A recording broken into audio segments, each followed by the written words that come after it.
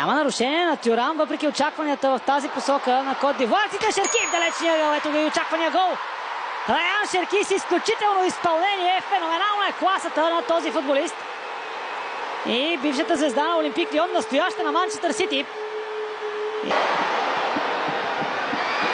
Turning on the style a bit, aren't they? Thuram trying. Now Rabiot. Oh, beautifully done. And it opens up. Mbappe fires it. Good save for Fada.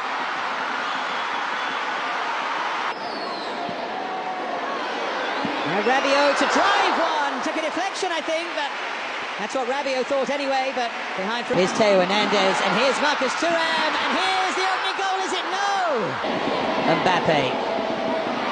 Czechny just wide of the near post this time. France getting closer. France starting to... Sublime idea. Here's Rabiot. He's lost out.